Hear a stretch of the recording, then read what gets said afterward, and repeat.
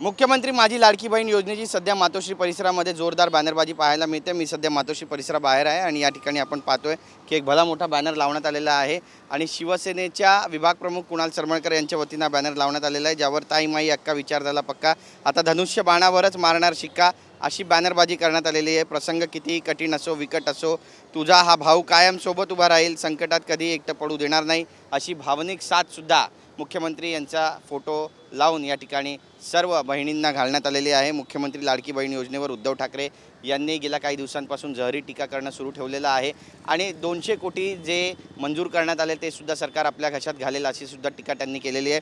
पण यानंतर आपण पाहतोय की काल रात्री हा बॅनर या ठिकाणी लावण्यात आलेला आहे आणि त्यांच्याच घराबाहेर झालेली आता ही बॅनरबाजी सध्या चर्चेचा विषय ठरते। मुख्यमंत्री माझी लाडकी बहीण योजनेमध्ये रक्षाबंधनाच्या शुभदिनी लाडक्या बहिणींना शुभेच्छा देणारा बॅनर या ठिकाणी लागला आहे आणि ताई माई अक्का आता विचार झाला पक्का, धनुष्य बाणावरच मारणार शिक्का असा आशय यावर लिहिण्यात आलेला आहे। त्यामुळे पुन्हा एकदा ठाकरे गटाला डिवचण्याचा हा प्रयत्न आहे का अशी चर्चा सुरू झाली आहे। कॅमेरा पर्सन योगेश गुरवसह गिरीश गायकवाड, TV9 मराठी, मुंबई।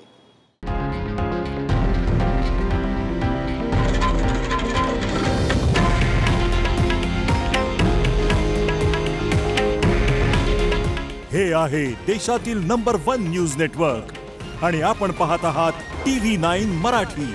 काळजी तुमची, हित महाराष्ट्राचं।